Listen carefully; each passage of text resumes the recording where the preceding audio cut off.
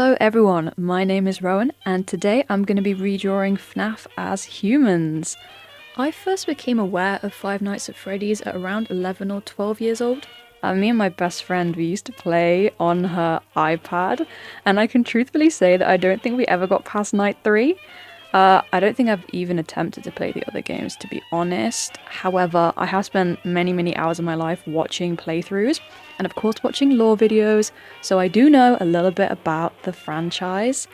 And when redesigning characters from extremely popular media, it can be kind of controversial. And people tend to have a lot of opinions, so in light of that, I'm just gonna start the video off with a little disclaimer. This video is just for fun. If you like my designs, then that's amazing, and if you don't, that's cool too. Just remember to be respectful about it. You might think I'm being a little dramatic, maybe I am, but I have received some kind of unpleasant comments in the past about some of my creative decisions.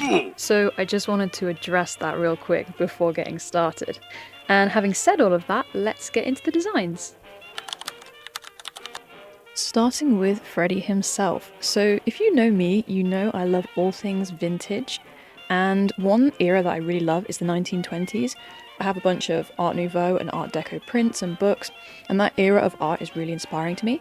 So I came up with the idea of turning the animatronics into characters set in the 1920s, sort of as a group of performers in some kind of circus, or maybe just like street performers. Obviously the animatronics are in a band together, so I wanted to put a spin on that. So for Freddy, he is the leader of the group. When I first started sketching, I initially gave him a microphone, but then I realised that didn't really make sense for the period. So that's when I came up with the idea of him being some sort of showrunner, similar to Hugh Jackman's character P.T. Barnum from The Greatest Showman, especially with his bow tie and top hat. I felt like it worked really well, and I gave him like a stick or a staff. What would you even call that? Anyways, he could kind of use it to twirl it around and direct people's attention to things during the show. I did a little bit of research into the fashion of the time, and apparently the Prince of Wales started to wear his trousers with 2 or 3 inch cuffs, and it became a trend, so I gave Freddy the cuffs too, as I imagine a young guy, he would probably be up to date with the fashion trends.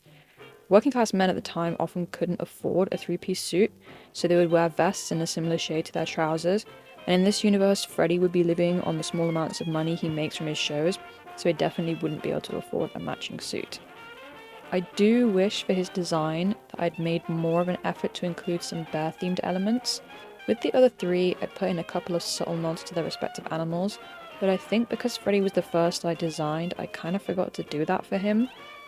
This is probably a good time to mention this is my first time ever doing something like this. I've never really redesigned pre-existing characters for an AU, and to be honest, I never designed characters full stop, so it's a learning curve for sure. I wanted to make him look kind of jaunty, but also have the confidence of a leader, but I think I just ended up making him look a bit bland in terms of his facial expressions, so I'll definitely have to work on that going forward. For the colours, I stuck to brown and black primarily, but I also added a pop of red to make it a little bit more interesting. And as a final step, I coloured the whole things with halftones to make it look vintage, of course. And if you're interested in how I colour with halftones, I have a video where I explain all of that, so I'll link it and you can check it out. So that is Freddy done. I think it's a cute design. I definitely could have been a bit more adventurous, but I'm happy with how it subtly looks like him, but it's not too in your face. I definitely could have gone a bit harder with the bear concept, because honestly, apart from the colours and making him look kind of strong, there's not really anything. But I do better with the others, so let's just move on. Okay, so on to Chica. I think Chica ended up being my favourite design out of the 4. I kind of already had a vision for her when I started, so maybe that's why. So in this universe, Chica is a flapper, and flappers came about after the First World War. It was a time for big social and political change. Women had actually just won the right to vote in the US in 1920, and a lot of them wanted other social freedoms like smoking and drinking, and more opportunities in the workplace. So from this arose the flapper girl. They wore knee-length skirts, they cut their hair into bobs, and they went out drinking and partying. And after the war and the Spanish flu pandemic, there was kind of this attitude of living in the moment, because you might not get it tomorrow. So lots of women started living more freely, and cars or automobiles were also on the rise. So women could now travel by themselves wherever they might like to go. Flappers were criticised by older and more conservative generations for dressing too revealing and being reckless and unintelligent. And I like to imagine that in this universe, Chica is one of these new modern flappers, beginning to exercise her freedoms. Perhaps she's even a little more well off and is rebelling against society and her parents by driving off into the city whenever she pleases. And this would be where she discovers Freddy's show and asks to join. I knew in my head I wanted to give her curly yellow hair, and I kept it short and gave her a feather headband as a nod to her being a bird. I also found this amazing yellow dress with feathers whilst I was researching, which was perfect for her. And I also wanted to try and include cupcake, so I gave her this cupcake shaped purse, and I think it works really well. For the colours, of course, I used pink and yellow, and I decided to give her pink eyes like her animatronic. Flappers wore lots of jewellery, so I gave her some bracelets and pearls. In this era, there was a lot of fake or costume jewellery, and I think that despite her having the money for the real stuff, she might reject that and wear fake pearls, especially with the kind of back alley places she's exploring. It would be less risky than wearing real precious stones out into the world. But I also think her character probably wouldn't care about them being real. So that is Chica complete. I really like this design. I love how I was able to use the feathers and that I managed to come up with a fun way to add in Cupcake. I think honestly this could be a kind of fun universe to explore. The idea of her rejecting her strict upper class upbringing and wanting to see the less fancy parts of society, it could be a fun story. Okay, so time for Bonnie. Now, you might remember that disclaimer I made at the start of the video. Well, this is why. Because yes, I am making Bonnie purple. I actually have a history with Bonnie is Blue truthers because a few months ago I posted this TikTok. And I received hundreds of comments telling me how Bonnie is actually blue. Scott literally said so. It's just the lighting. He's blue in all other versions. I know he's blue. I just don't care. I think there was a mixture of three types of people in the comments. Some genuinely believed that I didn't know Bonnie is blue and were trying to inform me of that. Some people were annoyed or angry that I had chosen to draw him inaccurately. And some people, I think the majority of people, were just spamming the words Bonnie Blue, but that's for a different reason. So I think now is a good time to say something that I feel should be obvious, but I guess it's not for everyone. Fan art is made by fans. It isn't official art, so you can be as creative and off-model as you like. I'm choosing to make him purple because I like the way he looks. I know that he is blue, but I like him purple, so why does it matter? I could draw Freddy green if I wanted, because it's art and there really aren't any rules. I think the Bonnie situation is especially ridiculous because I was literally colouring him according to how he looks in the game. So technically he was game accurate and people still weren't happy. Anyway, I could rant about this topic for a long time, but let's move on to talking about his actual design. So Scott has said that Bonnie is the animatronic he finds scariest, and I agree. I think it's maybe something to do with his lack of eyebrows. It kind of makes his eyes look more haunting. So I thought I would make my human Bonnie look a little creepy.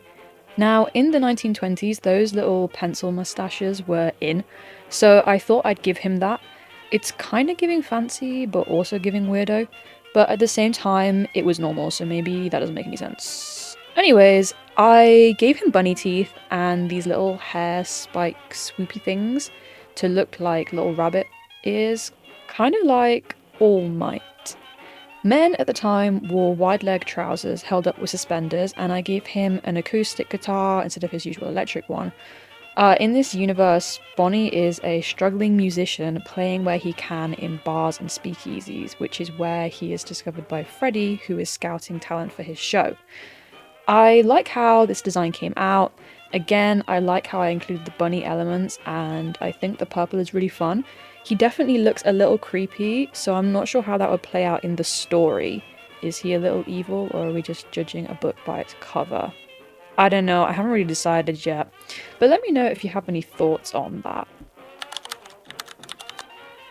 On to the last design, which is of course Foxy.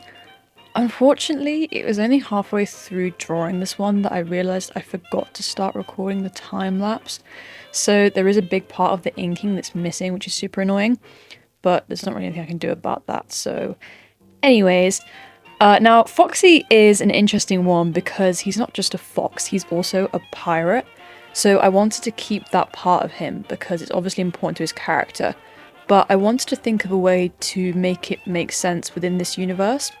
So for this version of Foxy, instead of him being a pirate, he is an ex-soldier who got his injuries in the First World War. Being a few years older than the other characters, he was conscripted to fight, and then ended up losing his hand and his leg in battle. Once he returned home due to his injuries, he struggled to find much work and ended up using his disability to his advantage to become an entertainer, playing up the pirate act by wearing an eye patch despite his eye being perfectly fine, and putting on a fake accent. He now works with Freddy on the show and is one of the star attractions. I gave him a tailcoat as reference to a fox's tail, and it also works quite well for the pirate theme. Men did wear tailcoats at the time, but only really for formal events, so I think he would wear this outfit on stage and probably something a bit more casual the rest of the time.